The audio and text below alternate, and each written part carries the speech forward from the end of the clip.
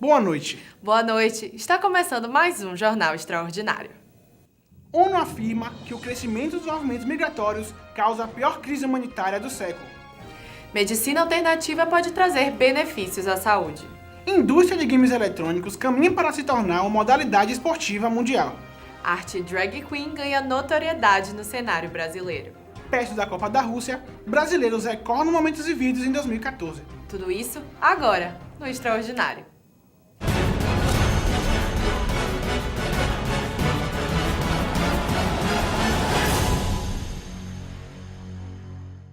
Vamos dar início falando sobre a crescente onda de movimentos migratórios. Em 2015, o grupo de pessoas deslocadas chegou a 65,3 milhões. A maioria deles saem de regiões da África ou Oriente Médio rumo à Europa. Porém, a dificuldade no visto tem feito com que eles escolham um novo destino: o Brasil. A reportagem é de Gabriela Lacerda. Crise, guerras, perseguições. Esses são apenas 3 dos vários itens que têm levado milhares de pessoas a abandonarem seus países e buscar sobrevivência em outro lugar. No Brasil, há quase 10 mil refugiados e o número apresenta alta de 9,31% de 2016 para 2017. São mais de 80 nacionalidades e dentre os principais estão sírios, angolanos, congoleses e palestinos. Desses refugiados, apenas 1% procuram o Nordeste como destino. O Comitê Nacional para os Refugiados tem como função primordial a definição e o reconhecimento da condição de refugiado para os imigrantes que buscam proteção internacional aqui no Brasil e orientar ações de proteção jurídica e psicossocial aos refugiados no Brasil. Mas nem todo mundo é refugiado.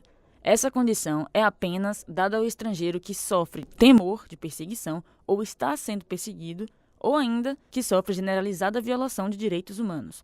O estrangeiro que sai de seu país por melhores condições econômicas é considerado imigrante. É o que acontece, por exemplo, com a Venezuela, que vem enfrentando a maior crise da sua história. Imigrantes venezuelanos têm cada vez mais atravessado a fronteira brasileira por Roraima e se instalando por aqui. Aún não pagando el aluguel é muito difícil, porque eu quedo muito al ras de solo comida, não tenho muito.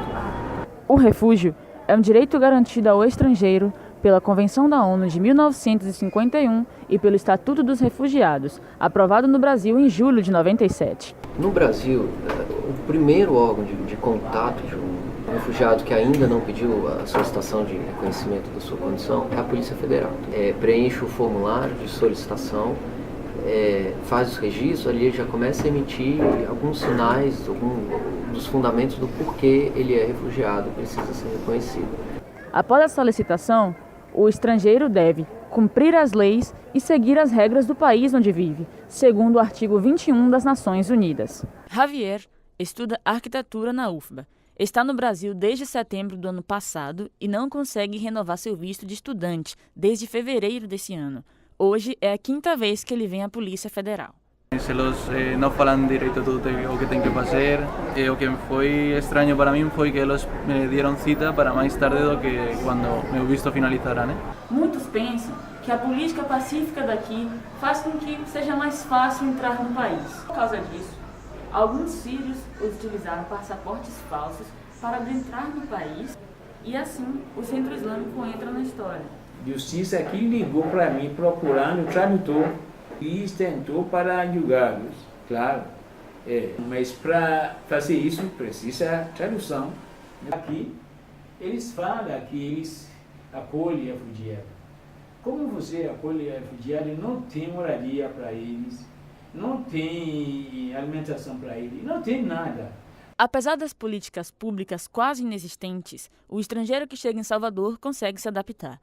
Na terra do verde e amarelo, o estrangeiro aprende o jeitinho brasileiro. É o caso de Simão Scaff, que chegou aqui há 28 anos. Na época que eu morava lá, era guerra lá no Líbano. E, na verdade, debaixo de bala. E quando eu cheguei aqui no Brasil, na verdade, eu vim para fazer uma ponte para ir para o Canadá. Gostei muito daqui. A população brasileira realmente ela recebe bem a gente quando a gente chega. A boa parte da execução dessa política é feita pela sociedade civil e não pelo governo federal, pelos governos estaduais e municipais.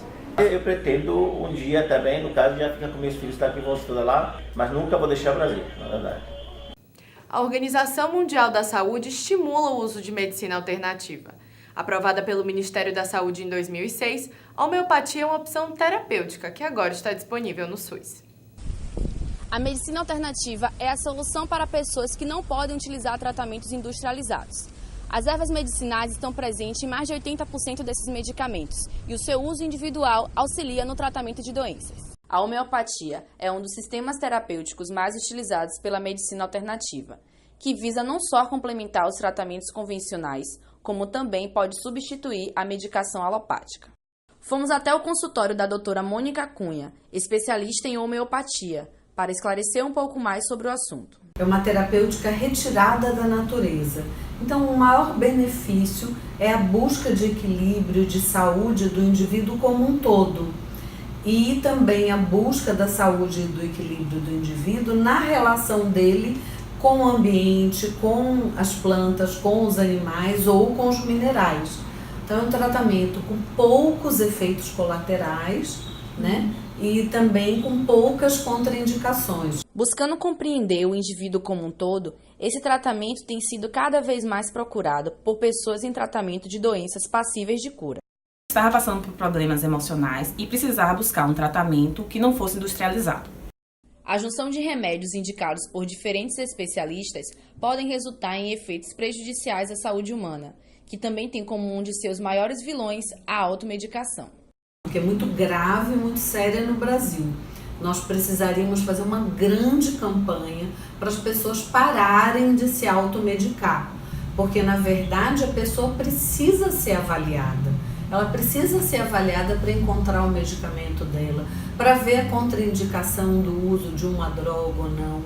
Então, assim, é um risco muito grande que os indivíduos se colocam a usar a medicação que deu certo para a avó, para o tio, para a mãe, para o filho, quando na verdade essa pessoa é diferente. Além da medicação que fez toda a diferença para alcançar o resultado nesse tratamento, foi a preocupação do médico em não só passar remédios, mas compreender o que ocasionou o meu problema.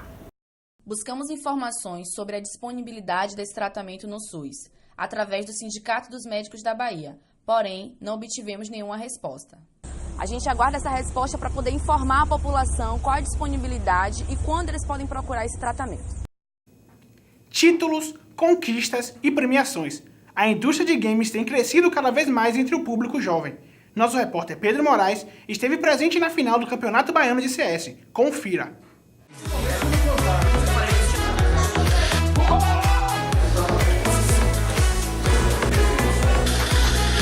Realizado pela FEBAE, em parceria com a MIT, a primeira Copa de CSGO aconteceu neste domingo, na Escola de Computação Saga.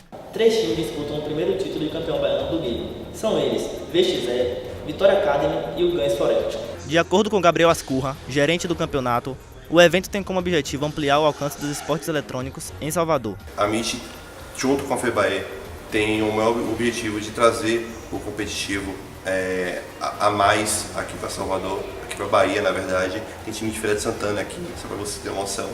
A nossa intenção é justamente pegar o pessoal amador, semi-profissional, para ter uma experiência mais profissional da coisa. Os games eletrônicos se tornaram alternativa de entretenimento e formaram uma nova cultura. Desde os primeiros jogos de arcade, o e-sport tem atraído um público cada vez maior. Essa modalidade já se tornou um grande sucesso no mercado virtual. Para Gabriel Lorenzo, jogador do time do Vitória Academy, o esporte eletrônico tem evoluído bastante. A importância do esporte eletrônico enquanto mercado, enquanto esporte, ela tem crescido absurdamente nesses últimos anos, tanto em número de espectadores quanto em números financeiros, vamos dizer assim. O esporte eletrônico ele tem alcançado milhões de espectadores ao mundo inteiro e no Brasil é uma das maiores audiências, inclusive. Nós já tivemos jogos transmitidos em vários canais que antes eram voltados a esportes tradicionais, como ESPN, Sport TV, Esporte Interativo. Todos esses canais já abraçaram os esportes e inclusive mantêm até hoje programas relacionados, programas próprios produzidos por eles. Das lan houses aos computadores pessoais, os incríveis games eletrônicos se tornaram hoje uma nova tendência cultural. Nossa motivação principalmente foi a união do time, e que todos gostariam de chegar. A gente gostaria que o CS fosse melhor na Bahia, infelizmente não é, entendeu? Mas crescer um pouquinho no cenário na Bahia do CS, essa é a nossa motivação principal. Porque tá assim no X4, entendeu? Então ele falou, vamos segurar aqui uma de dano aí pra ver se dá realmente uma ajuda. Gás, né? Só tem Com uma linguagem própria, narrativas audiovisuais e bastante interatividade, os games eletrônicos viraram febre.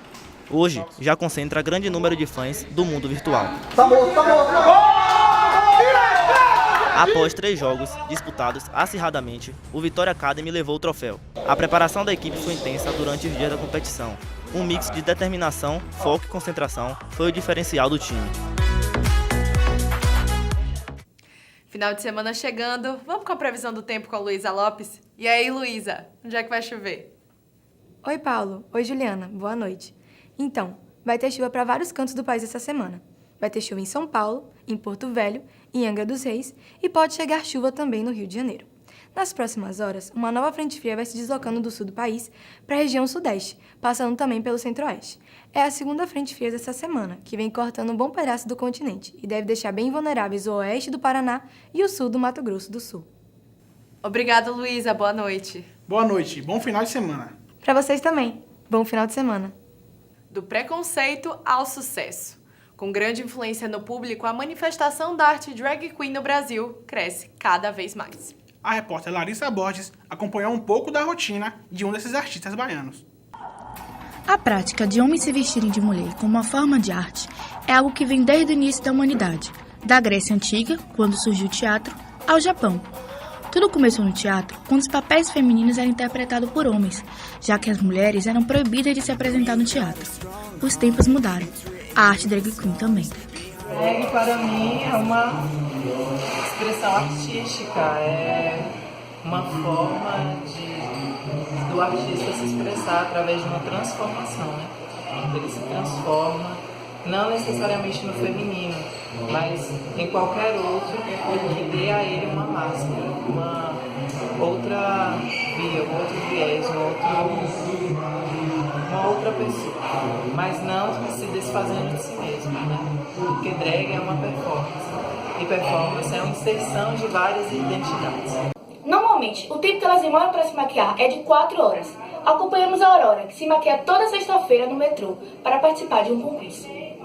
Penso em cada segundo que você está no palco, sabe que nada é gratuito, e isso me deixa muito satisfeito. O TNT significa The New Trick Drag, que é o concurso mais voltado para as drags iniciantes da cidade de Salvador.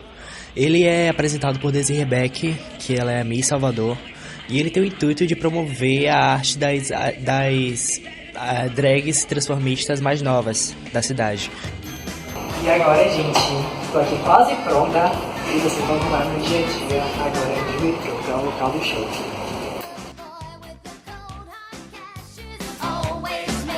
Estão participando do concurso, são 13 meninas e as 13 não têm mais de 2 anos de carreira. Então é uma boa oportunidade para elas se mostrar o desempenho dela, crescerem como artista. Esse concurso ocorre toda sexta-feira no Burlesque Bar, no centro da cidade, com o intuito de provar que a arte, mais uma vez, pode quebrar tabus.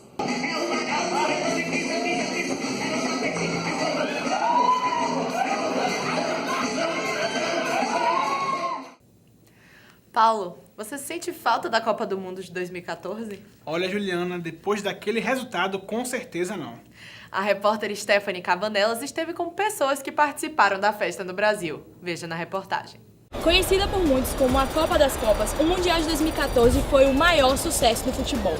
E hoje vamos contar a história de 3 baianos que vivenciaram o maior campeonato do mundo. Vamos lá?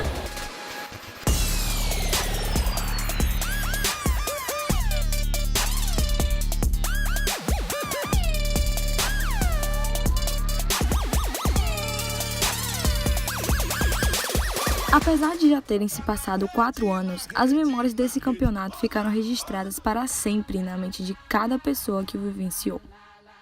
Começaremos a nossa viagem ao passado por alguém que teve o prazer de acompanhar a Copa bem de pertinho. O Wallace Pinelli foi voluntário durante a Copa, onde segurou a bandeira da Holanda no mesmo jogo em que esta venceu a Espanha por 5-1. O momento mais marcante foi entrar no gramado e ver a torcida, sabe? O estádio lotado e eu lá no meio, tipo, dentre as pessoas que a torcida tava olhando. sabe? E aí é emocionante pisar no gramado da Fonte Nova. Aí eu vi os jogadores que eu via, tipo, no videogame de perto, sabe? Bem de perto. Não cheguei a conversar com ninguém, mas pelo menos ver, assim, porra, 10 metros de distância. A Arena Fonte Nova foi palco de grandes jogos na Copa do Mundo e recebeu mais de 300 mil torcedores. Dentre eles, Humberto Aranha, que foi para 3 de 6 jogos disputados no estádio. Futebolisticamente falando, é a mesma coisa de uma partida de futebol, mas o ambiente é uma coisa totalmente diferente, é totalmente fora do nosso nicho do futebol brasileiro. Assim, ter a experiência de ver um jogo de Copa do Mundo, por exemplo, você poder ver Cristiano Ronaldo ali a olho nu, Thomas Müller, Robben da Holanda, assim, é totalmente diferente da gente ver os nossos craques do futebol brasileiro, né? Criada em 2006, as FIFA Fan Fest ficam espalhadas em vários pontos turísticos da cidade sede. E aqui em Salvador não foi diferente. Aconteceu aqui mesmo, no Farol da Barra. Dandara Pugliese acompanhou todos os jogos da seleção brasileira na FanFest e acumulou experiências em uma Copa do Mundo inesquecível. Foi uma experiência incrível porque eu conheci muitas pessoas, eu passei por situações muito engraçadas, eu conheci muita gente legal, e essas experiências são boas para você ver que a gente às vezes tem uma imagem errada do pessoal de fora e que eles também às vezes têm uma imagem errada da gente. Eu tirei fotos com várias pessoas porque depois da primeira vez que eu consegui, eu literalmente me soltei, virei cara de pau mesmo e saí tirando. Tirei foto com belga, tirei foto com argentino, que eu achava que era argentino, mas na verdade era australiano. Fui entrevistada por um chinês, apareci em algum jornal da China. Pois é, foi muito bom enquanto durou, mas que agora vem a Copa da Rússia com um resultado maravilhoso para o Brasil.